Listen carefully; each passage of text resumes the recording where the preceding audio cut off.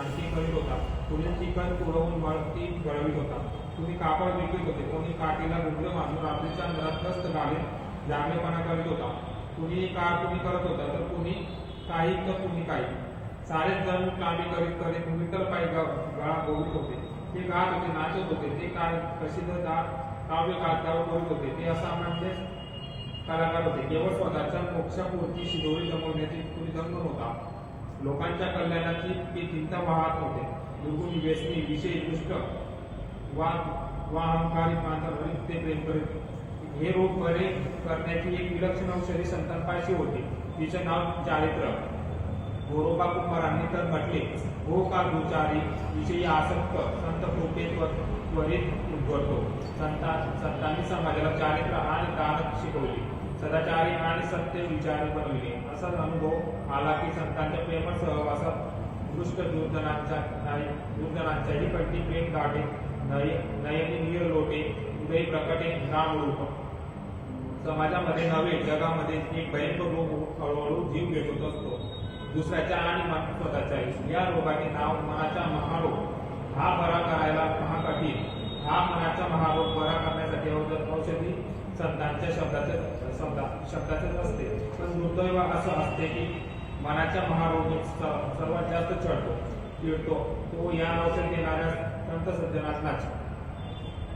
जगाच्या सुखी जीवनाविषयीच्या कल्पना फार भव्य आणि उद्दात होत्या.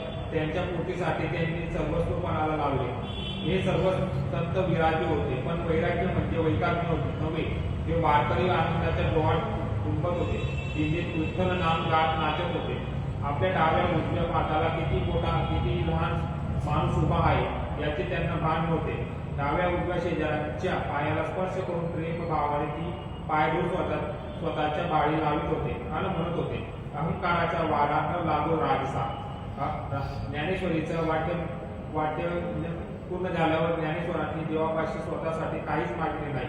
मागितले ते पसायदान जगासाठी गोंधळ करून म्हणाले, जय खडांची व्यंकटी सांडो, दया तत्पर विरती वाढो, भूतात परस्परे जळो मैत्र जीवांचे, दुरितांचे तामीर तिमीर जाओ, विश्व स्वधर्म सूर्य पाहो, जो जे वांछित तो ते लाहो प्राणी जात. वर्षित संकट मंगळी ईश्वर निष्ठांची मांडली आहे. अनवरत भूतळी भेटो तया भूता, चला कल्पतरूंचे अरव चेतना चिंतामणांचे गाव, बोलते की अर्धव पियुषाचे. चंद्र म्हणजे अलांचन, मातंग तापहीन, जे सर्वांही सदा सज्जन सोयरे होतो. आता काय उरले मागायचे. या यादव काळात संतांच्या सहवासाने महाराष्ट्रात अलौकिक मांगल्य निर्माण झाले. त्यांच्या गोड वाटेमार्ची साखर सुखी समान जीवनावर आलेल्या भरपूर साईवर विकृत केली. महाराष्ट्र खरे जाणवला.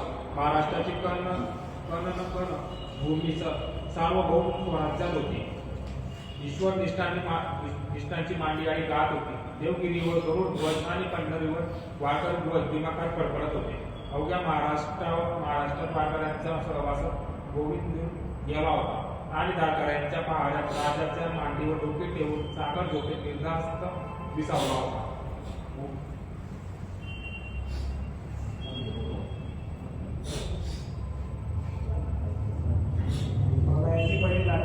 महाराष्ट्रावर वर्षाचा 12 पौर्णिमा उपाटे सामने जिंकत होत्या. अंधार झाला. चंद्राला अकस्मात फळे पडले. कसे पडले, केव्हा पडले ते कुणालाही समजले नाही. विंध्याचलाच्या मागून धुळीचे उद्भव उठले. 8,000 घोड्यांच्या 32,000 तांब्या वेगाने आणि अभिशाने खडकाळात महाराष्ट्रावर चालून आल्या. 8,000 अफगाण पडून पडले. आक्रमणारे अफगाणी कंटनाळे, शिवशिवणारे अफगाणी मंडळी आणि घुसणारे अफगाणी साठारे वेगाच्या उधळ प्रथम तुटून पडली आणि 2.5 टक्कर वाजवल्या होता. त्याचे असणारे भयंकर हुकेने तळवत होती.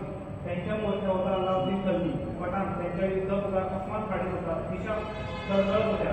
धूळ उसळत होती. खाली जमीन केंद्रात होती. ती पठाणी पाऊस नर्मदा ओलांडून सातपुड्याच्या माथ्यावर चढली. सातपुड्याच्या जामतारा तळून लागला. या पठाणांच्या पहिली झडप पडली अचेपुरावर. अंबळे आणि किंकाळ्या फुटल्या. परचक्र आले. महाराष्ट्रावर परचक्र आले. हे असली जाणीव संकट पूर्ण माझ्यावर आली पण सवाना कधीच ठाऊक नव्हते. ही पठाणी आक्रमणाची भयंकर बातमी देवदेव येऊन घडवली.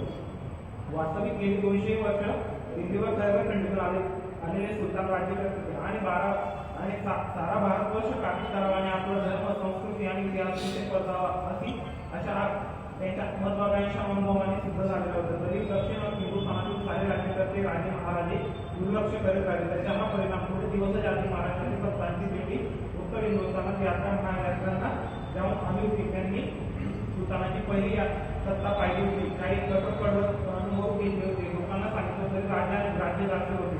अजय ममालिक अल्लाउद्दीन खिलजी एका महाभयंकर प्रतापा सुद्धा जलालुद्दीन खिलजीच्या पुतण्या त्याने जलालुद्दीनच्या मुलीशी म्हणजे चुलत बहिणीशी लग्न झालेलं होतं. त्यामुळे हा जलालुद्दीनच्या जावई होता. अल्लाउद्दीनचे एक वादळी आक्रमण आलेले राजा रामदेवराय या जरा उशिरा कळले. पठाण नर्मदा आणि सातपुडा ओलांडून ऐशापुरात घुसला. म्हणजे तो स्वराज्यात तो कमीत कमी 100 कोस म्हणजे 350 किलोमीटर होता तरी त्याला कोणी जळवले नाही.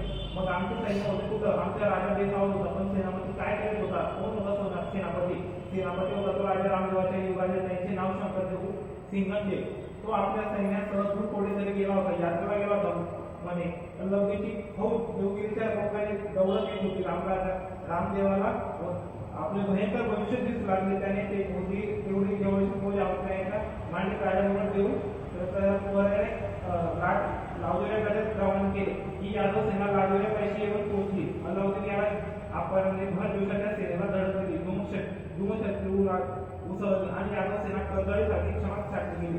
पाचव्या सरकारला उडवून लावून संधी तोडून निघाला देवगिरीकडे.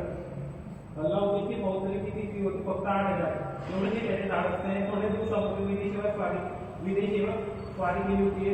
त्यावेळी त्याला देवगिरीच्या अफाट सीमांचे काही कमी मिळाले. तेव्हा त्याची महत्वाकांक्षा पाणवली गेली. त्याने देवगिरीच्या जोडपाच्या आणि लुटायच्या पैकी करार केला. त्याला विदेशात अफाट लूट मिळाली होती. त्याने दिल्लीला पाठवली. त्याच्या सासरा सुलतान जलालुद्दीन खिलजी खुश झाला. त्याने अर्ध मामलिक हा उद्धा दिला. अर्ध मामलिक म्हणजे शाही फौजेवरचा सर्वश्रेष्ठ अधिकारी. कानपूर जवळच्या कराड त्याच्या सुविधा होता. त्याने फक्त 8,000 बरोबर घेतला आणि देवगिरीच्या रुपये निघाला. एवढे धाडस तेवढे जबरदस्त हिंमत. आपल्यापासून 500 कोसांहून अधिक दूर असलेल्या एका स्वातंत्र्याने बलाढ्य म्हणून राजवलेल्या मराठी साम्राज्याला ऐन राजधानीवर अल्लाउद्दीन चालून गेला. त्याचे काही भागाची पणाला गेला. तर पाणी पुरावा निघाला. डिसेंबर 1292 बुंदेलखंडातून माळव्यात जिल्ह्यात जळगाव तेथून निर्मल येऊन आणि तेथून सातपुड्यावर तेथून ऐशिपुरावर आणि थेट देवगिरीवर. माघार शुक्ल पक्षाचे दिवस अल्लाउद्दीन ऐन देवगिरीच्या नजीक आला. तेव्हा राजा रामदेवराय देव दर्शनासाठी जात होते. इतक्या दूरीचे लोक उदयित खिलजी आवाज राखवलेल्या पराभवाच्या बातम्या यायच्या आणि त्याची पायरूप देवगिरीवर पोहोचली. देवगिरी धावपळ पडाली. किल्ल्यावर रणधुंदी वाजू लागले. पण सैन्य होते जागेवर. अवघे 4,000 सैनिक देवगिरीत होते. रामदेवराय लगेच देवगिरी सेना शत्रूवर चालून गेला. देवगिरीवर 2 कोसावर त्याची बेफान खिलजीची गाठ पडली. लढाई पेटली आणि भडकायच्या आतून भेटली. कारण यादव सेनेच्या पठाणांसोबत टिकावं लागला. किल्ल्याकडे पळत होते. राजे किल्ल्यात शिरला आणि त्याने किल्ल्याचे दरवाजे बंद करून टाकले. किल्ल्याखाली देवगिरीवर होते ते अगदी अलगद खिलजीच्या तळ्यातून सापडले. अफगाणाच्या पंजाब यादवराजा गवसली पठाणे धाड पडली देवगिरीच्या अग्रवर्ती. काय केवळ लिहाय ठरल्या. कारण त्या ऐकणार फक्त अफगाणात सपाटून लूट सुरू झाली. हजारो उत्कृष्ट घोडेवरती 36 शत्रूच्या हाती पडले. लूट त्या लोकांनाच खिलजीने देवगिरीच्या किल्ल्याला वेळा घातला. देवगिरीचे पळत आणि अजिंक्य होता. वेळा घातल्यानंतर अल्लाउद्दीन अफगाणची पठाणांची फौज केवळ एक आघाडी पुढे बरीच मोठी फौज दिल्लीतून आमच्या मागे देत आहे. लवकर ती येऊन घडते. ही बातमी सर्वत्र पोहोचली. ही गुप्त बातमी म्हणून गडावर आम्हाला कळली. त्यामुळे चिंताजनक होता. आता आपण कसे होणार? देवगिरीचे पठाणे आक्रमणाची बातमी तेलंगणा, कर्नाटक, गुजरात देखील राज्यांनाही पोहोचली. पण मराठी मदतीला कोणी आला नाही. मराठी सामर्थ 8,000 घोडास्वारांचे पण त्यांनी उठवलेल्या अफगाणचे सामर्थ्य 1.25 लाखाचे होते. देवगिरीच्या किल्ल्यात धान्य मात्र भरपूर ठेवले होते. त्यातल्या त्यात बांधण्याची गोष्ट होती. तेवढ्याच तरतुदीवर अनेक पहिले किल्ला घेऊन ठेवण्याची हिंमत रामदेवराय त्रास होती. गडाची रणनीती शत्रूला प्रवेश देण्यास शक्य होते. जर ती दूर झाली तर किंवा अन्नधान्य संपलं तरच किल्ला जिंकणे शक्य होते. आपल्यापाशी धान्याच्या पुरेपूर साठा नाही. विश्वास राजाच्या मनात बदल होता. पण झाला उलाढा. व्यापाऱ्यांनी किल्ल्यात आणलेली भरलेली मोठी धान्याची नव्हती तर मिठाची होती. ही बातमी रामदेवाच्या कानी आली. ती ऐकून राजा खचला. 4 गडावर धान्य होते ते 2-4 दिवस कुठे इतके बळगट देवगिरीच्या हात कपाळाशी पण त्याच्यावर नाही. धान्याचा खडखडाट शत्रू असा भयंकर कोणाच्याही मदतीची आपली आशेच नाही. दिल्लीवरून प्रचंड पठाणी फौज इथं आहेत. या बातम्या आता पूर्ण फक्त एकच मार्गदर्शनावर पठाणांचे बाण किल्ल्यावर सोडत होते. मोठ्या कडकपणाने रामदेवाने अल्लाउद्दीनच कळवले की तुमच्यापुढे शरण आहे तर आज तयार राहा. पठाणांच्या प्रत्येक वारिकेच्या जन्मशुद्धला महाराजांना पृथ्वीबंध सिंहासनाची कळवलं. प्रताप चक्रवर्ती रामचंद्र यादव राजा महाराजा यदुवंश विलासू सकळ निवास श्रीरामचंद्र अल्लाउद्दीनपुढे देण्यास स्वतः शरण निघाला. महाराष्ट्राच्या पहिला अपमान ही पहिली शरणागती आणि शरणागतीची सुरुवात. ही शरणागतीने अपमानाची नवी परंपरा इथून पुढे कमी कमी 350 वर्षे चालू राहून शरणागतीचा तळ झाला. रामदेवराजाला शरण आणल्यानंतर अल्लाहचा संसार करावा, कारण असा तळ आताच करण्यात आणि खंड दिवस विविध परत जाण्यात त्याच्या दिमाग राहणार होता. जर देवगिरीचे सेनापती आणि युवराज शंकरदेव हा जिकडे कुठे गेला आहे तो अचानक यावेळी लढता तर आपण तळतात नाही. एक अल्लाहूद्दीन जामून प्रचंड आणि मौल्यवान खंडणी कबूल करून तुमच्या पदरात टाकून राजा देवगिरीवर परतला आणि तेवढ्याच राजा रामदेवराजांनी की आपला युवराज शंकरदेव यादव आपल्या खूप मोठ्या सैन्यानिशी देवगिरी तातडीने जवळ येत आहे ही बातमी अल्लाहूद्दीन त्याने सावधी समजली. अल्लाहूद्दीनचे कोणते पाणी पडाले. देवगिरीवर पठाणांचा हल्ला आल्याची वार्ता शंकरदेवाला समजतात. तो जिथे कुठे होता तिथून ताबडतोब ससैन्य देवगिरीकडे दौडत निघाला. पठाणांच्या बरोबर सैन्याने आपल्या खुद्द राजधानीचे तरुण शूर मराठा राजकीय चौथावा जहांपणा दुरून काढण्यासाठी धावून निघाला. देवगिरीच्या राजकीय आपल्यावर चालवले जाण्यात तो अगदीच जवळ येऊन पोहोचला. हे समजल्यास अल्लाहूद्दीनला आपले मरण स्पष्ट दिसू लागले, पण तो धर्मला नाही. त्याने करायची तयारी केली होती. घाबरून गेले राजा रामदेवराय आपला मुलगा आता भावनाच्या वरात अल्लाहूद्दीनवर ठीक आहे अशा काळाची महाराजांना लागली. कारण तुझी फार मोठी बहुत देवगिरीकडे येत आहे. या बहुयोगाला आपण मरून मरण्यापेक्षा मैत्री आणि शांतता महत्वाचे. आता रामदेवराय अल्लाहूद्दीनच्या रक्षणाकरता तळमळू लागला. त्याने धैर्याने आपला तो युवराज शंकरदेवाकडे पाठवले. शंकरदेव देवगिरीवर थोड्या अंतराने पोहोचला. तेवढ्याच त्याला राजाच्या निरोप आला की आपल्यावर तिथे तह झालाय म्हणजे मग फक्त निघून जाणार तरी तो किल्ल्याला मिळवून हल्ला चढवू नकोस, बांधून लावू नकोस, वाळवू नकोस, कारण सिंधूहून आधीच निघालेली फार मोठी पठाणी तो मागोमाग येत आहे. बाबांच्या निवड शंकरदेवाला मिळाला त्याने बाबाच्या निवड 7 दूर नोट लावला. तो चिडला. लूट केलेले धन अनुदान खंडणीत देऊन शत्रूला मारण्यात जाऊ नये म्हणजे ती कौतुक विजवण्याचा प्रयत्न करणे आहे. शंकरदेवाने उलट अल्लाहूद्दीनला त्याचा त्यांच्याकडे पाठवला की तुला आपल्या जीवाची पर्वा असेल तर यादव राज्य केलेली लूट आमच्या पाकिस्तानाने असा चालता पण नाही तर मरायला तयार आहे.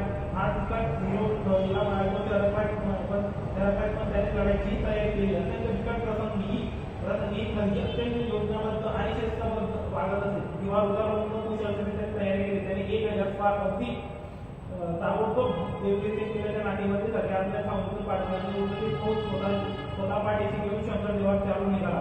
शंकरदेव संतापून तलवार जाऊन थांबून आला. लढाई भडकली. शंकरदेव त्यांची सेना शक्तीने लढू लागली. त्यांची खात्री होती की आपण खंजीला जोडवणार तसे येऊ लागले. खंजीची कौपे मारा खाऊ लागली. या वेळेला तो माळी होणार घुसवली. उन्हाळ्याचे दिवस होते. तो पाठा फार होता. आकाशाने पण मराठ्यांच्या पराक्रमाने पडात बाजून निघाले. त्यांच्या परमानुसार जवळ येऊन पाहायला होऊनही सुटका होणे अशक्य होते. त्या किल्ल्याला नागरिकांनी काढलेली एक वजा पण आणि दोन अल्लाहूद्दीनच्या मंदिरात लावली. ती जवळच ओढत होती. त्यामुळे मुळीचे लोक लग्नाला मिळले. यादव सेनाही लोट दिसले. पणाने आपण ऐकून आल्या. यादवांनी वाटले की दिल्लीहून मागून अपाट होती आणि शंकरदेव यादवाच्या गळ्यात जवळजवळ पूर्णपणे विजयाची माळ होती. यादव सेना घालून मारे निशाणा तयार पळत होती. महाराजांचे प्रचंड पराभव विनाकारण पराभवांतर उरलेल्या सोडल्याचे दिनांक 7 फेब्रुवारी 1294 शनिवार रामदेवराव किल्ल्यातून शंकरदेवाच्या मदतीत आला येते. तिच्या अपमानामुळे रामदेव किल्ल्यातून सध्याच्या मदतीला आला तर पठाणी फौजेसकट हल्ला झाला असता. अल्लाहूद्दीनने शंकरदेवाच्या पाठलाग केला आणि त्याने गणित पुन्हा देवगिरीला वेढा घातला. त्यामुळे रामदेवराय जास्त प्रेरित पडला. त्याने नुकतीच नाट धरून खंजीकडे तहाची याचना केली.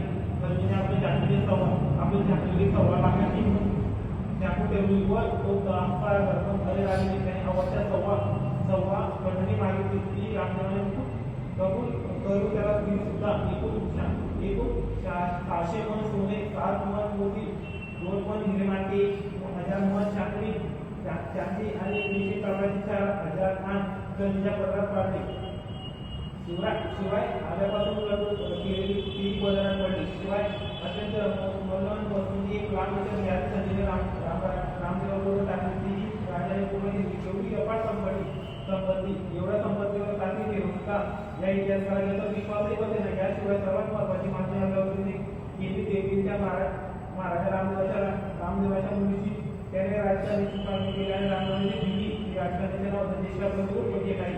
शिवाय रामदेवाने ठरलेला वार्षिक मंडळी यायची ते आसपास या पंचदेवीच्या करण्याच्या रूपाने रामदेवाने द्यायचं काय बोललो. आजचा सम्राट गणपती देणारा मांडलिक म्हणला म्हणजे देवगिरीच्या बिराडची पाठी देणारा भांडवल आला. एवढा प्रचंड सह्याची पाठीची अडत नाही. महाराष्ट्र नेगरासारखा शत्रूने टाकलेला एका चोरी भरत पाण्यात मिळवला.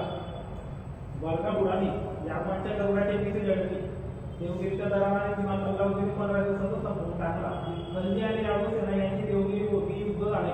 15 दिवसात देवगिरीचे सार्वभौमत्व संपले. 1 वर्ष रोखले. दुसऱ्या वर्षाची गणना देवगिरी दिल्लीला रवाना झाली आणि याच वर्षी दिल्लीचे रक्त आले. सुलतान जलालुद्दीन दगाबाजी करून खून पाडला. दिनांक 19 जुलै 1295 हा अलाउद्दीन जलालुद्दीनच्या पुढे होता. जलालुद्दीनने आपल्या कुटुंबाचे जन्मापासून पालनपोषण केले आणि कराम आणि पूर्वी त्याला सुभेदारी दिली. काही त्यांनी त्याला सर्वाधिकार दिला म्हणजे अधिक मागणी दिली. इतके नव्हे तर त्याला आपली मुलगी ज्यावेळी करून घेतलं त्याने आपल्या काकाच्यावर सासऱ्याचा सहज खून पाडला आणि स्वतः सुलतान बनला. त्यानंतर 3ऱ्या वर्षीच्या गणितावर दिल्लीकडे मूळपणे मार दिला. महाराष्ट्र जनतेचा तेवढंच महाराष्ट्राने जन्म झाली. शके 1298 कार्तिक शुद्ध एकादशी म्हणजे 8 ऑक्टोबर 1296 या दिवशी पंढरपुरात विद्या पथकांची दाटी झाली.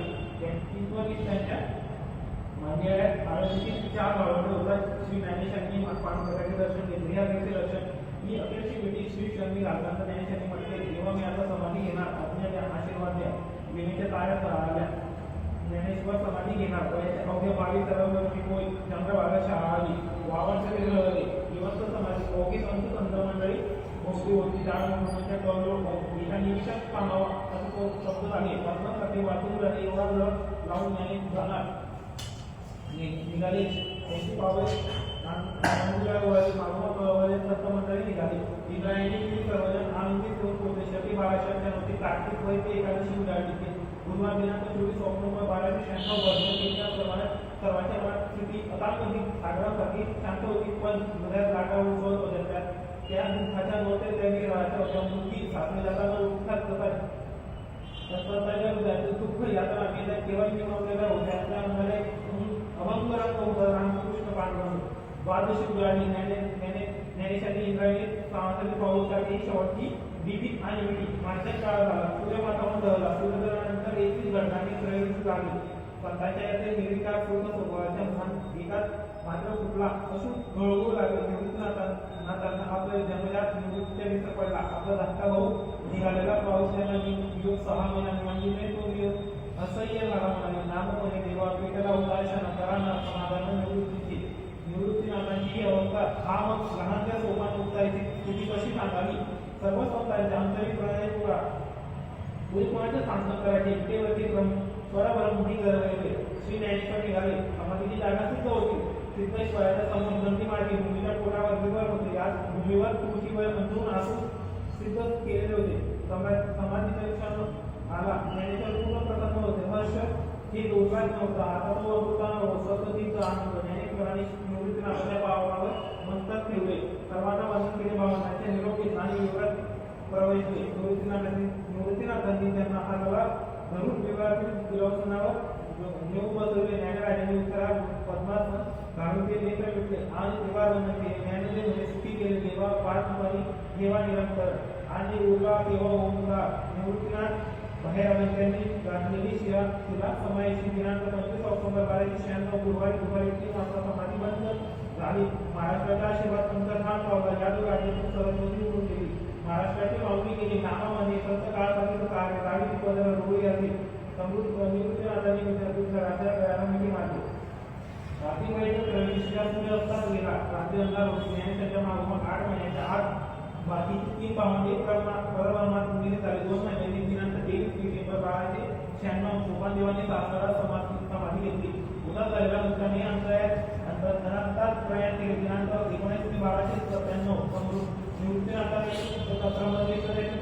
परब्रह्मात विलीन झाले. समाधी घेतली. वैजयंतीचे पाणी आढळले आणि दिल्लीत एका नव्या मोहिमेची तत्पूर्वी तयारी अल्लाउद्दीनने सुरू केली. त्याने काळे छत्र अफगाणी लष्करात विभागले गेले. त्यांच्या तुलनेची निजामी म्हणजे हे काळे छत्र हलकी फौजा दिल्लीतून बाहेर पडल्या. दिनांक 28 जानेवारी 1303 आणि चितोडवर पडायचा धाडपण केला. अल्लाउद्दीन गेल्या शतवारी नावाच्या चितोडवरती त्यांनी कब्जा केसवर टेकडीवर बसून तो फौजीच्या हल्ल्याचे हुकूम सोडू लागला. त्याच्या संयुक्त अमीर खुसरो हा दरबारी कवी व कवी हाजी होता. चितोडगड खूपच मोठा वलिंके होता. गौरवगड चितोडगड बाकी सब गडिया अशी त्याची खात्री होती. राजपुतांनी चितोडवर अयोध्या एवढी पत्नी होती. चितोडवर अर्ज लागली व संग्राम सुरू झाला. राजपुतांची घराणीच्या घराणी चितोडसाठी एक विनंती हा घोष करीत शक्तीने लढू लागले मरू लागले. खूप जर राहणार रत्नाची यांचे राजा रत्नानुसार सुंदर लढता मारली गेली. एक मुलगा जन्मी अवस्थेत राजधानी सुरक्षित जागी पाहून गेला. तो अजस्त्री तो वाटला अंगावर वाटून चितोडला तरी जणांना मरत होते. 6 महिने हा संग्राम चालला होता. अखेर चितोडवर पडला. राजपुतांचे अयोध्या बुडाली. चितोडच्या माथ्यावर डोळ्याचे प्रचंड लोट होते. हा जो कशाच्या आजावर करत सुंदर राज्य रमणीच्या आत्मयज्ञाचा हा जो होता. राजपुतांच्या प्रतिष्ठेकरता व पावित्र्याकरता या युतीने स्वतः केला. पहिला दिनांक 25 ऑगस्ट 1303 अखेर चितोडवर पडला. एकूण 30,000 माणसे कापली गेली. दिनांक होता 25 ऑगस्ट 1303. आता त्या ठिकाणी पराणी टाका पुण्या महाराष्ट्रावर देवगिरी जवळ निघाला. कारण देवगिरीचा दडपलेला स्वाभिमान एकदम सोडून फुटला. देवगिरीला जाणारी वार्षिक खंडणी यादव राजाने युवराज शंकरदेवाने बंद केली. ही खंडणी बंद होता अल्लाउद्दीनने 30,000 फौज आपल्या सेनापतीवर जाऊन दिली. या सेनापतीचे नाव नायक बापू पंजाबी वास्तव त्यामध्ये ठाकूर गुजराती संभाजी गुजराती मुलगा. तो लहान असताना हा गुजराती मुलाला अल्लाउद्दीनने 1,000 दिनाराला खरेदी केली. पण अल्लाउद्दीनच्या पदरी पडल्यानंतर त्याच्यामुळेही आणखी रावणासारखे बळ आले. म्हणजे ठाकूर 30,000 फौज निघाला. 30,000 फौज घेऊन निघाला. गेली 3 वर्ष शंकरदेव यादवांनी दिल्लीला जाऊ दिली नाही. म्हणून अल्लाउद्दीन चिडला की काय म्हणून त्यांनी ही फौज पाठवली की काय. एवढ्याच कारणाकरता चिडून त्यांनी फौज पाठवली नाही. कारण एक कारण म्हणजे प्रत्यक्ष राजा रामदेवांनी अल्लाउद्दीनला दिल्लीत निरोप पाठवला होता. इसवी सन 1307 की माझ्या मुलांवर राज्यातील इतर लोकांनी तुमचे प्रभुत्व सत्ता उभारून दिली आहे. केवळ मी त्याच्याशी सहमत आहे असे दाखवत असतो. पण आपण कोणीतरी पाठवत सरदार इकडे देवगिरीत पाठवला तर ते बरे होईल. आता काय बोलायचे कपाळाला लावायच्या मलिकापूरची फौज देवगिरीकडे आली. शंकरदेवाने युद्धाच्या तयारीने मलिकवर कल्लाच्या युद्धपीठांच्या शंकरदेवाच्या सरकून पळावला.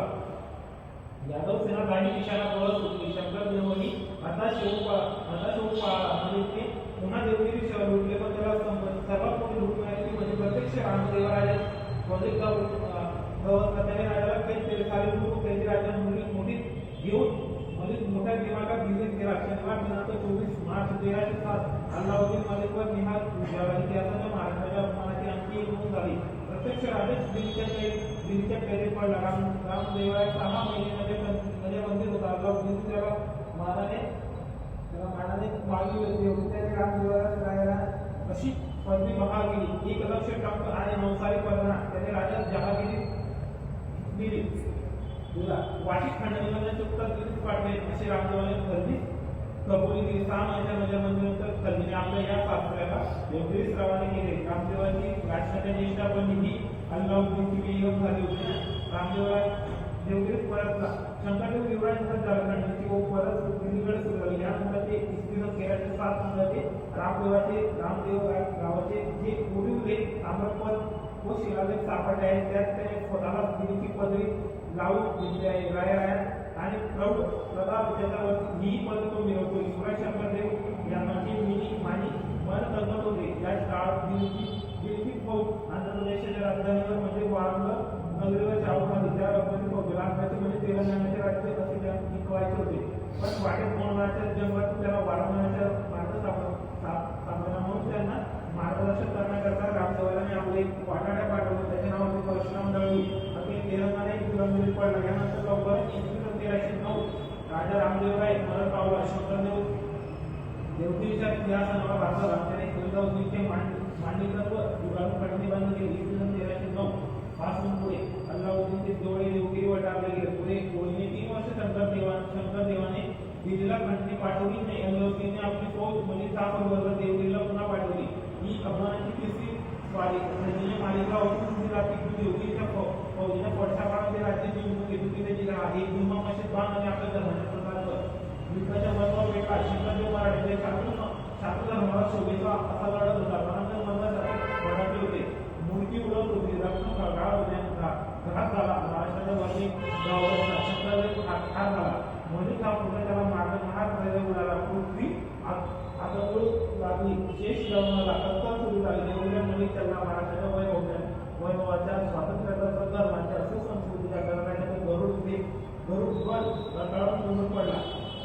पंचदुष्टने मुंडे उडाले. सोन्याच्या सिंहासन कोलमडले. आग उठवली. मंदिरे फुटली. राजप्रसादातील अपरंपार संपत्ती परपड बाहेर आली. असून कळाले. अत्याचारांच्या लाटा उचलू लागल्या. रक्ताचे तुषार पडू लागले. लाटा चौथ्या दिवसावर देवगिरीला घेरावून पुढात उडू लागला. स्वातंत्र्याच्या शेवटच्या आठवड उडला. कन्ना उडला आणि महाराष्ट्राच्या सोन्याच्या द्वारकाय उडाली. राजा राजसिंहासन राजसभा शस्त्र सैन्य सेनापती आणि गरुड ध्वजासह महाराष्ट्राची सोन्याची द्वारका उडाली. देवगिरी उडाली. पुणे फक्त आक्रोश आणि बुडबुडे. एवढे मराठी साम्राज्य उडाले तरी कसे उडाले हे सत्य. कारण महाराष्ट्राच्या दत्त सत्ता आणि विवेक सत्ता ही गाठच पाहिजे. पंच सत्तामध्ये राष्ट्रीय सत्ता आणि विवेक सत्तामध्ये शिकलेच वर्गे ज्ञानी लोक उत्तर हिंदुस्थान हिंदुस्थानी सत्तेच्या केवढा प्रचंड धुमाकूळ चालू आहे. या अपेक्षा सत्ता धर्म संस्कृती आणि ते कसा शिरकावून केला आहे हे आमच्या देवगिरीच्या यादवराजांनी माहीत असावे. उद्या किंवा परवा हा वरवंटा महाराष्ट्रावरही रोडावर येणार आहे हे यादव सत्ताधीशांना आणि पंडितांना माहीतच नसावे. वास्तविक ज्ञानेश्वरातील सर्व संस्थांनी उत्तरेकडे तीर्थयात्रा करत असतानाही सुलतानी अत्याचार आणि त्याचे परिणाम प्रत्यक्ष पाहिले किंवा अनुभवलेले होते. त्यामुळे महाराष्ट्रावर उत्तरी भारतही यातना सोसत आहे. राज्यकर्ते आणि पंडित योगदान होते. आमच्या देवगिरीच्या पंतप्रधान भीमाजी हा राज्यकारभारी होता. तो सैनिकही होता. विमानही होता. निदान त्याला काही बावी संकटाची जाणीव झाली होती का? नवती नदे त्यांच्या ग्रंथाद्वाराची लक्षात दिसत नाही. त्याने त्या काळात एक ग्रंथ लिहिलेला त्याचे नाव होते व्रताच्या शिवणी म्हणजे व्रत वैकल्य केशी करावी उपास तपास कसे करावे कसा समाचाराचे कसा करावा औषधाच्या पुरेल की विचार करत आमचे पंतप्रधान शिक्का उत्तर पुढेच बसले होते. आमच्या एका सदनाच्या 3 मुलांच्या शिकारावर 3 न करावे त्याच्या पैठणा सारख्या विद्यानगरीत विद्वान करीत होते. उत्तरे सुलतान वेद शास्त्र संपन्न ब्राह्मणांच्या पाठवा वाटत आणि तत्वही बघण्यात झाले.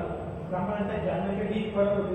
संस्कृत धर्मग्रंथाची मुळे पेढे बदलत महाराष्ट्रातील ब्राह्मण सोडण्याच्या अधिकारही होता. म्हणून जगला मोठ्या लपून नेमित होते. किनाऱ्यापासून 5 कोस म्हणजे समुद्र ओलांडला तर ओलांडण्याचे धर्मप्रश्न चालले. सरहद्द ओलांडून 150 कोस नदीच्या पठारी सेना स्वराज्य तुटले. तरी आमच्या राजाला आणि सेनामध्ये त्याच्या पत्ता लागला नव्हता. पठाणाच्या पहिल्या आक्रमणाच्या वेळी आमच्या शंकरदेव सैन्यासह तीर्थयात्रा नको म्हणे. आश्चर्य काय? महाराष्ट्र गुलामगिरीत पडला.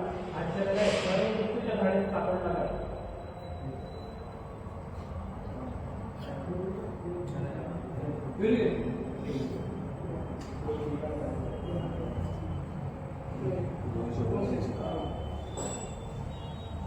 दोनशे वर्षांची काळ खडतर तपश्चर्या करून प्रजाजनांनी आणि राजांनी सदैवतेच्या महाराष्ट्र वैद्यांनी तापाखाली उडविला संसार उधळले जाऊ लागले. जहाज सुरू झाले. सुंदर सुंदर मंदिरे आणि अप्रतिम मूर्ती तुकड्या उडून कोसळू लागल्या. अलाउद्दीनने मालिका कापूरला हा हुकूम सोडला होता. सैनिकों के अपराधों पर तथा अपहरण पर कोई भी ध्यान न दे. ऐकलेना पाहावेना सोचलेना. ज्ञानेश्वरांच्या महाराष्ट्र पुढे कल्पकराच्या आरवा दिवसाच्या अर्णवात येना चिंतामणीच्या गावात काय हा भयंकर हेलोस गोकुळाचे स्मशान झाले. गोकुळात संपले. गोकुळात सुरू झाले. अलाउद्दीन खिलजी ज्यावेळी दिल्लीत होता त्याला जलोदर झाला होता. कब्रस्थानाच्या सरहद्दीवर त्याच्या अखेरचा तंबू उभा होता. तरीही त्याच्या क्रूर स्वभावात काहीच कमतरता पडत नव्हती. खलजीने मलिक काफूरला महाराष्ट्रातून दिल्लीस बोलावून घेतले. मलिक हा त्याचा अत्यंत विश्वासू व लाडका गुलाम होता. मलिकने महाराष्ट्रात फौज करून दिल्लीत कूच केले. महाराष्ट्राचे हाल थांबले नव्हते. आता सुलताने गाजर होती. महानुभावांनी लिहून ठेवले. हे तो हातवणी भोजनवर पुढेच आहे. म्हणजे हे हाल आणि अत्याचार किरकोळच आहेत. हातावर दिलेल्या हौसारखे अवरस्तवरच भोजन पुढेच आहे. हा याचा अर्थ. आता हे असे किती दिवस चालणार होते? महाराष्ट्रातील चीड, स्वाभिमान, शौर्य, पुरुषपण सारे काही संपले. तारुण्य संपले. ही तरुणच संपले नाही. ते जिवंत होते, जागे होते, पण रागेखाली एवढ्या त्या रागेतून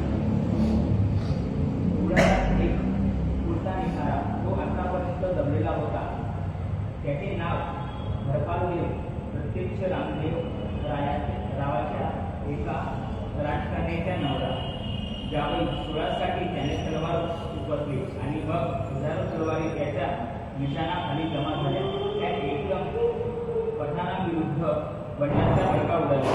देवगिरी दिसली. मलिक काफूरने मागे ठेवलेल्या पठाणी कुंतीच्या हरपाल देवाने कळशा उडविला. उरले पठाण दिल्लीकडे पळत सुटले. हरपाल देवाने खलजीची सत्ता पार करून काढली. महाराष्ट्र पुन्हा स्वतंत्र झाला. एवढ्यात दिल्लीत अलाउद्दीन खिलजी जन्नतसीज झाला, म्हणजे स्वर्गाला गेला. दिनांक 19 डिसेंबर 1316 दिल्लीत सुलतानांना ताजेसा इतिहास घडू लागला. सत्तेसाठी गळेकाठी सुरू झाली. डोळे फुटू लागले. खुद्द अलाउद्दीन खिलजीची त्वरे आंधळी होऊ लागली. रामदेव रायाच्या मुलीपासून अलाउद्दीनला झालेला मुलगा उमर खान शहाबुद्दीन हाही हा झाला. त्याचे वय 6 वर्षाचे होते. अलाउद्दीनच्या मृत्यूनंतर बरोबर 35व्या दिवशी दिनांक 22 जानेवारी 1317 मलिक काफूरचाही खून पडला. यहुदाहूनही भयंकर असा हा इसम होता. पण असा कोण नव्हता. एक भयंकर माणूस बादशाह झाला. त्याचे नाव कुतुबुद्दीन मुबारक खान खिलजी. याने सुलतान झाल्यावर सूड उगविण्यासाठी फौजेसह देवगिरीवर स्वतः मोर्चा वाढविला. इसवी सन 1317 पुन्हा महाराष्ट्रात आग भडकली. हरपाल देवची सेना दिल्ली पुढे तुकडी पडली. ती पळत सुटली. जी कारणे शंकरदेवाच्या पराभवाची, तीच कारणे हरपाल देवाच्या पराभवाची. आणि हरपाल देव मुबारक खानच्या हाती जिवंत सापडला. सुडाने गडपडणाऱ्या त्या सुलतानापुढे हरपाल देवाला अधीन करण्यात आले. त्याने भयंकर हुकूम सोडला. उसी खाल खींचकर देवगिरी के दरवाजे पर लटका दिया गया. लगेच कामाला सुरुवात हरपालची सालडी सोडण्यात आली.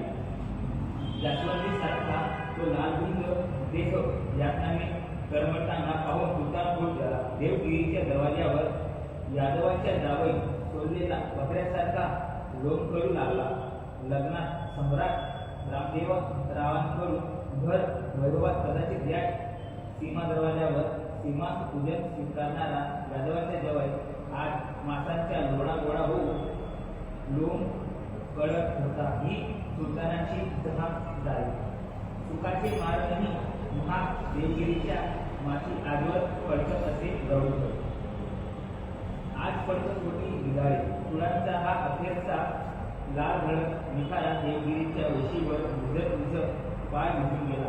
पाटणाची ही महाराष्ट्रावरील 34वी स्वारीही सक्सेस झाली. या 4थ्या स्वारीत मात्र पठाणांनी मराठी भूमीत सत्तेचा सूड उभा केला.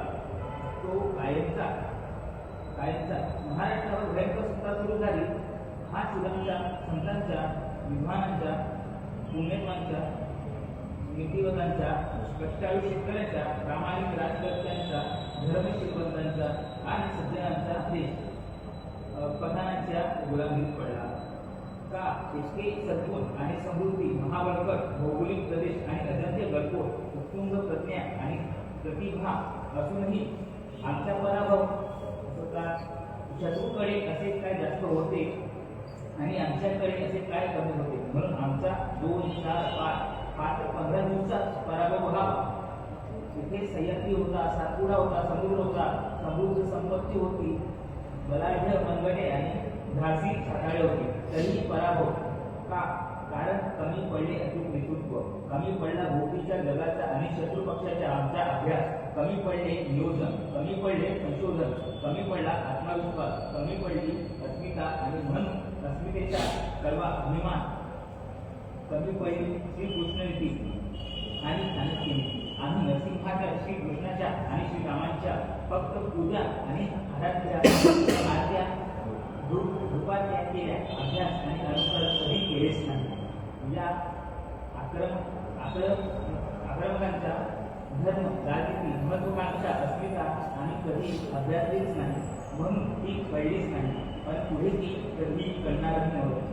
या चुका पुढे शेकडो वर्षे करीत राहणार आहोत हे विधिलिखित आहे, विधिलिखित होते. अभिमानच सत्ताच्या संघर्षाची गरज संपते. मग निरुपायाने केलेल्या संघर्षात जो द्यावा मग चटक लागते पराभवांची, मग लढताही आणि पराभूत होत राहतो. आता दिवस संपले, चालू राहिल्या काळोख्या रात्री पारतंत्र्यात चंद्र सूर्य उगवत होते, अंधारात आणि मावळत होते काळोखा. वर्षाच्या 12ही अमावास्याने महाराष्ट्राला गरडा घातला. श्री नामदेवांसारखा निर्विकारी संतही करून म्हणाला, दैत्या देवी घोरे दाटली रवानी. चोखोबा सारखा महामानव मंगळ यांच्या विशीवर विटीने बांधकामाचे दोन्ही वाहता त्यास कोसळत्या विशीखाली चिरडून गेला. 1338. महाराजांसाठी कोण रडणार? विठ्ठल आणि रुक्मिणी रडले म्हणे. आता देवाच्याही हाती फक्त रडणे. आता ससवा आणि रक्तात भिजत वर्षापासून वर्ष अशीच उलट होती. धनांचे भाव घालून पहार जमिनीत ठोकावे तशी सुलतानाची सत्ता कोलकोल जात होती. पूर्वी तुलांकाळी एखादा रावण निर्माण होत असे, एखादे आक्रमण कालैवन चाल काढणारी ही कालैवनाची एवढी मोठी महाराष्ट्रावर सुलतान गाजविण्यासाठी कसे ओढून दिले आहे. पहिल्या मरण्यापूर्वी दुसऱ्या जन्माला येत होता. या सुलतानाची राजवट एकेकाळी ग्रंथ्य असलेल्या मराठी भाषावर सुरू झाली होती. महाराष्ट्राला झळून काढणारी पहा ही कालैवनाची तेवढी मोठी रान. खलजी सुलतान एक अलाउद्दीन खिलजी इसवी सन 1313 ते 19 डिसेंबर 1316. मुबारिक खान खिलजी इसवी सन 1316 ते 1320. मुघल सुलतान गयासुद्दीन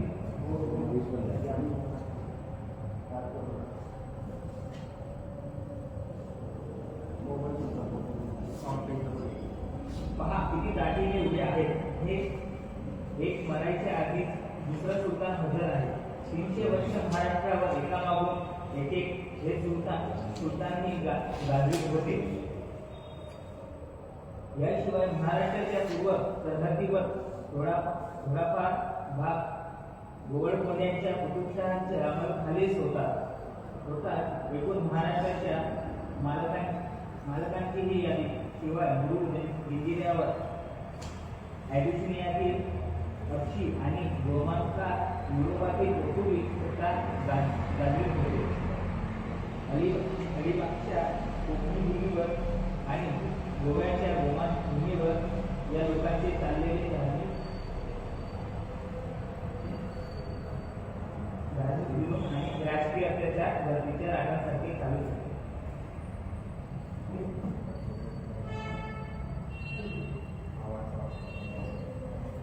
महाराष्ट्राच्या भाषेवर, धर्मावर, देवांवर, रूपांवर, दशांवर, परंपरांवर, संस्कृतीवर, विविध क्षेत्रांवर, इतिहासावर, मानभूमीवर कशावरही त्या सुलतानांच्या काळी मात्र ही प्रेम नव्हते. उलट कडकडीत वैर होते. असे वैर करण्याचे ते पुण्य समजते. मराठ्यांची जमीन ही आपल्या उपभोगासाठी आणि माणसे आपल्या सेवेसाठी आपल्याला बहाल केली आहेत. आज त्यांना आनंद होता. एकागा सुलतानाच्या चरित्र आणि चारित्र्य भयंकर होते. त्याच्या लीला अत्यंत होत्या. या सर्व सुलतानांच्या सिद्धींच्या आणि पोर्तुगीजच्या जोडीला हबशी आणि युरोपियन लुटारू काची माणसांच्या जमू देत नव्हते. कोकणातले हाल तर काय कोसळले, पण या 300 वर्षात इसवी सन 1318 पासून पुढे या जुनी सत्याग्रहाविरुद्ध मराठी हात उघडला गेला नाही. हरपाळा देवानंतर एकही तलवार उपस्थित गेली नाही. 300 वर्ष खलजी सुलतानांच्या मागोमाग महाराष्ट्राचा सुलतान झाला. दिल्लीत राहून मराठ्यांवर राज्य करीत होता. हा प्राणी विक्षिप्त होता. त्याच्या डोक्यात अफाट कल्पनांची दारांची ओळख. दिल्लीची राजधानी देवगिरीस आणण्याचा उद्योग याने करून पाहिला. बर्फाळ हिमालयातून ट्रेनवर स्वारी करण्याची कल्पना याची या कुलगड्याच्या खोऱ्याच्या एकच भयंकर अतिशय वैशिष्ट्य पाहून पुनाने लिहून ठेवलेला आहे.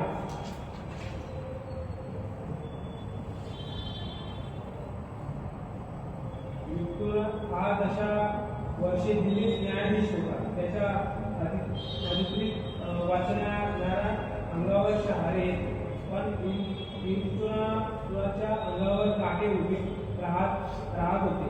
हे बतुबा हेच लिहून ठेवले आहे. यानेच देवगिरी दौलताबाबत केली. झारखंड खान उर्फ हसन नावाच्या सरदाराने विरुद्ध बंड पुकारले व महाराष्ट्र ताब्यात घेतले. इसवी सन 1347 आज तो असंग गंगू अलाउद्दीन बहमनी त्याने महाराष्ट्राची राजधानी कलबर्ग्याला नेली. याला गुरबटल्या असे पण असा तेही म्हणणाऱ्यांचे नाही. आता त्याला म्हणायचे असमता राजधानी नाही म्हणायचे. म्हणायचे. मराठी गावांची डोंगरांची बंदरांची आणि माणसांची नावे बदलत होती. पारदर्शकांचे विष अंगी फिरत काढलेले होते. असं गंगू नंतर त्यांचे मुलगा शाह हा सुलतान झाला. दिनांक 10 ऑगस्ट 1358 याने तेलंगणाच्या राजपुत्र विनायकदेव यांची जीप छाटली आणि वेलिंगपट्टणाच्या किल्ल्यावरून त्याला आधी फेकून जिवंत जाळले. अवनी जवळच्या परिसरात याने 70,000 माणसांचे कत्तल केले. माणसे मारण्याचा याला फार हौस याने नंतर कर्नाटकाच्या सरहद्दीत एका वेळी खूप मोठी कत्तल केली. ही कत्तल इतकी मोठी होती की त्यामुळे मुलूक आणि निमुक्ष कोसळा पडला. अति सुंदर मंदिर याने फोडून टाकली. आयुष्याचे खर्च करून लिहिलेला ग्रंथ याने जाणले. माणसांप्रमाणे ज्ञानाची आणि कलेची व कत्तल ही कत्तल उद्ध्वस्त केलेल्या मंदिरांवर अरबी भाषेत शिराले खळगत होते. गद्दे शुद्ध मस्जिद आणि बनाट गद्दे मस्जिद तबाकर कुणीच असा जाहीरनामा यांचा अर्थ असा की मूर्ती फोडून कापून येथे हे मस्जिद बांधली. पारंपरांच्या हा भीषण काळातली सैनिकांच्या कुशीत काही मराठी मनगटे मात्र स्वतंत्र राज्य मोडून हिमतीने लढत होती. पूर शिकारी सुलतानांच्या सभेवर गडला पडलेला असूनही त्या चित्त्यांनी आपल्या स्वराज्याच्या गावात सोडलेला नव्हता. त्या चित्त्यांची वृत्ती होती शंकरदेव देवासारखी, हरपाळा देवासारखी, पर्वतांच्या दरम्यानच्या आणि समुद्राच्या आश्रयातून या स्वाभिमानी आणि मर्दानी मराठी सुलतानाची भूमिका होती. त्यांनी जिंकण्यासाठी सुलतान कायमचे किरण साधून बसलेले होते, पण कमी अधिक प्रमाणात जवळजवळ 1400 वर्ष हे मराठी नरसिंह सुलतानांची टक्कर देत उभे होते. कधी हरत होते, कधी जिंकत होते. मृत्यूची आट्यापाट्या खेळत ही मुठभर माणसे स्वातंत्र्य जगत होती. कोकणात माहीम, जव्हार आणि संगमेश्वर येथेही लहान लहान मराठी राज्ये देवगिरीच्या पाडव्यांतही टिकून होती. तसेच बागलांत आणि माहूरच्या पहाडपट्टीतील अगदी लहानशा पंथ्या झंझावात्या टक्कर देवत होत्या. सह्याद्री हेच त्यांचे शिल्पच होते. सह्याद्री हेच त्यांचे बळ होते. डोंगराच्या आश्रयाने हे लहानसे राज्य सुलतानांच्या अफाट फौजींनी लढत होते. पण अखेर ही लहानगी राज्ये बुडविण्याच्या संध सुलतानांनी बांधला. जव्हारच्या राज्याची मांडवी तत्व स्वीकारले. माहूरच्या जमठाणाकडे राज्याची तत्तर उडाली आणि ती पंथी उजली. इसवी सन 1422 संगमेश्वराचेही स्वातंत्र्य मोहम्मद गावाने नष्ट केले. राजा जावलिया याने अखेर सुलताना पुढे गुडघे टेकले. इसवी सन 1770 सुमार माहीमची तर हाता एवढी असलेली स्वतंत्र सत्ताची पुढारी बाळगनाथ मात्र तसे बसे धरून होते. परंतु जव्हार, माहीम, संगमेश्वर, बागलाण आणि माहूर या सर्वांची मिळून भूमी या जिल्ह्यात इत्यादी सुद्धा नव्हती. बाकीच्या विशाल महाराष्ट्र कलबर्गा, खांडे आणि गुजरात येथे सुलतानांच्या दावणीला दिवस मोजीत तिप्पत पडलेला होता. अभिमन्यू सारख्या लढणाऱ्या हा लहानग्या स्वराज्याच्या स्वातंत्र्य संपल्यावर तर भीषण अंधार पसरला. हे त्यालाही लुप्त झाले. यादवांचे रामराज्य गुरु 1400 वर्ष उलटले. ही अशी अखंड अपमानात ते तसेच पुढेही चालू राहिले. भगवा भगवे सुलतान अल्लाउद्दीन शाह हा आता राज्यावर आला. इसवी सन 1435 ते 57 या हा स्वतःला फार मोठा सत्पुरुष समजत असे. येथेही पारमार्थिक ईश्वराच्या धर्मसेवक ज्ञानी, दयाळू, संशील व उदार असा सत्पुरुष. एवढा मोठ्या मोलाची विशेषणेही एवढा हात सत्पुरुषाने आपल्या सुलतानातील केली तरी नव्हती. म्हणून ते याने प्रथम दिलावर खान नावाच्या आपल्या एका सरदारास कोकणात पाठवून त्याच्या माफक सोमगडाच्या एका नामक मराठा घराण्याची एका सुंदर मुली आणून आपल्या जनाखानात दाखल केली. शंकरराव मोरे यांच्या पुढे घराण्यातील अशी एक रूपवान मुलगी संगमेश्वराहून हुसेन अकबर नावाच्या सरदाराने आणून बहाल केली. अशा निरनिराळ्या 1000 बायका या सप्तपुरुषाने घोडा करून आणल्या.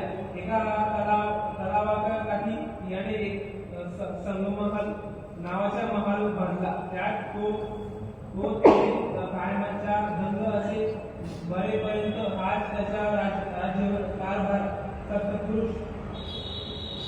सप्तपुरुष असे म्हणत असे की कमीत कमी 1 लाखांची टक्कर करणे हे आमच्या बहमनी करण्याचे धर्मकर्तव्य आहे व परंपरा आहे. हा काफरानांच्या भयंकर देश करीत असे. ब्राह्मणांविषयी तर तो बोलही नसे. ब्राह्मणांना सरकारी नोकऱ्या मिळू देत नसे. या अलाउद्दीन शहाचा मुलगा हुमायून शाह इसवी सन 1457 ते 61 तर इतका जुलमी व क्रूर संतापी होता की त्याचे लोक त्याला जालिम म्हणत. तो जरी भयंकर क्रूर होता तरी त्याने तख्तावर आल्यानंतर मात्र पहिली कत्तल अगदी लहानशीच केली.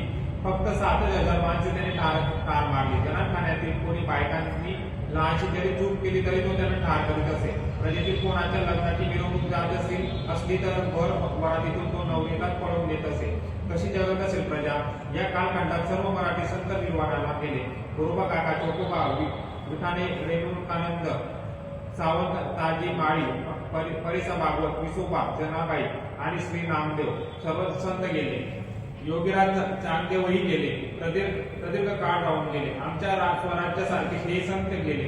महाराष्ट्राची ओली सोडली ऊब नाहीशी झाली. बहरमणी सुलतानाच्या आमदानीत एका माणसाची तारीख मार गायली जात असे. तो वजीर होता. वजीर आजम, वकील उल सल्तनत व मलिक उत्तुजा, जाजी खान मोहम्मद गावात, तो मोठा दिलपाक, रहमदिल, परवगिरगर, दिलदारीचा होता. विद्याप्रेमी, ज्ञानी, धर्मशील व सुसंस्कृत होता. तो मानवतेच्या साक्षात पुतळाच होता. सांस्कृतिक न्याय, धर्मशील व सुसंस्कृत होता. तो मानवाच्या साक्षात पुतळाच होता. सांस्कृतिक उच्च जीवनाचा केवळ आदर्श होता. परंतु सुंदर मूर्तींच्या चक्काचूर उडवणे, कत्तलींना पाठिंबा देणे, यथाशक्य कत्तली करणे, जिहाद पुकारून कोकणातील मराठ्यांवर हल्ला चढवणे वगैरे गोष्टी मोहम्मद गावांचा न्यायी, उदार, दयाळू, विद्याप्रेमी, थोर मनात सहज सामावत. गावांचा विद्याप्रेमाचा, औदार्याचा, विरक्त आणि त्यागी जीवनाच्या महाराष्ट्राला काही फायदा होतो. विदर्भात त्याच्या मदतीचा उपयोग महाराष्ट्रात तरी होता अजिबात नाही. ज्याची मानवापुरती होती. सुलतान मोहम्मद शाह आणि तेलंगणात अनेक कत्तली केल्या. हजारो माणसे त्यापैकी सुलतान मोहम्मद शहाच्या बरोबर सुलतानाच्या प्रौढाबद्दल वजीर गावाने चुकूनही सुलतानाच्या साधा निषेध सुद्धा केला नाही. हा तर ठरलाच नाही. उलट एक उदाहरण फार क्रूर गमतीचे आहे. कोंडापिलीच्या किल्ल्याच्या लढाई न करता सामोपचाराने सुलतान मोहम्मद शहाच्या कब्जात आला. त्याने किल्ल्यावर प्रवेश केला. त्यावेळी समोर एक देवालय त्याला दिसले. सुलतान तिथे स्वतः गेला आणि त्याने तेथे असलेल्या निरपराध ब्राह्मणांना स्वतःच्या हाताने कापून काढले. लगेच ते देऊळ तोडले आणि ते मशीद करण्याचा हुकूम सोडला. अंमलबजावणी झाली. सुलतान पुन्हा तिथे आला व या शुभ प्रसंगी प्रित्यर्थ त्याने पुन्हा स्वतःच्या हाताने काही लोकांना ठार केले. उगीच यात आश्चर्य म्हणजे या सुसंस्कृत, दयाळू, उदार मोहम्मद गावा वजीराने या थोर सत्कृत्याबद्दल सुलतान मोहम्मद शाहीचे गाजी म्हणून मनपूर्वक कौतुकच केले. महाराष्ट्रात एक दुष्काळ पडला. तो 2 वर्ष टिकला. लोक अन्न वाचून गेले. वजीर गावाने काहीच केले नाही. मंगळवेळ्याच्या सामान्य ठाणेदार दामाजी आणि बहमनीचा असामान्य वजीर मोहम्मद गावांचा यांच्यातील मानवतेचा असा फरक होता. या एकूण सर्व सुलतानांच्या राज्यात महाराष्ट्र असाच दुखावर नितळत होता. इथले संत खाली चिडून मरत होते. दरबारात मात्र परदेशातून अवलिये येत होते व त्यांचे मान सन्मान होत होते. त्यांनी इराणी, अरबी व तुर्की देशातून मुद्दामे आणावी. अवलिया नाही सापडला तर त्याच्या पोरा नातवंडांना येथे आणून त्यांची थाटाची सरबराही होत असे. कर वसुली होई मराठ्यांच्या गाडग्या बडक्यातून आणि त्यावर उदार असत सुलतान. या सुलतानांच्या बहुरूपी लीला किती सांगावे. लहरी, तापट, कपटी, खुर्ची, मूर्ख, कत्तलबाज, दारूबाज, कामात लुटारू आणि चैनी नसेल तर तो सुलतान कसला. हे तर त्यांचे अंगचेच गुण. स्वकी यांची विश्वासघात करणे व जीवाला दगा करणे त्यांना सहज जमत असे. भावाचे डोळे काढणे, त्यांचे खून पाडणे म्हणजे त्यांच्या हातात मळ. त्यांच्यातला न्यायी सुलतान काय न्याय देईल याचा नेम नसे. एखादा सुलतान दयाळू म्हणून गाजे. दयाळू म्हणजे कमी क्रूर. कोणत्या सुलतानाला कशाची लहर येईल याचा तर्क देवालाच काय, पण सैतानालाही करणे अशक्यच असे. त्यांच्यातले सत्पुरुषही भयंकर. सर्वात भयंकर माणूस म्हणजे काजी म्हणजे धर्मवीर आणि धर्मवीर म्हणजे कत्तलबाज. सुलतान शाहीद महाराष्ट्राच्या कलांच्या, विद्यांच्या, शास्त्रांच्या, भाषेच्या, भावनांचा शोकामेळा होता. अतिसुंदर शिल्पकलेने नटलेल्या मंदिरांपैकी एकही मंदिर शाबूत स्थितीत सापडणार नाही असेल तर दाखवा. वारंवार दुष्काळ पडत. एक दुष्काळ तर 12 वर्ष अखंड पडला. दुर्गादेवीचा हा दुष्काळ. इसवी सन 1396 ते 1408 अन्नपूर्णेच्या महाराष्ट्र नान स्थितीत रोज मरत होता. मराठी स्वराज्य बुडून 100 वर्ष उलटली, 200 वर्ष उलटली. पारतंत्र्याची गळत रात्रहीन येण अमावस्येची होती. काळ रात्र पुष्यकाळाची अजून कशीही आशा नव्हती. पुण्यश्लोक छत्रपती शिवाजी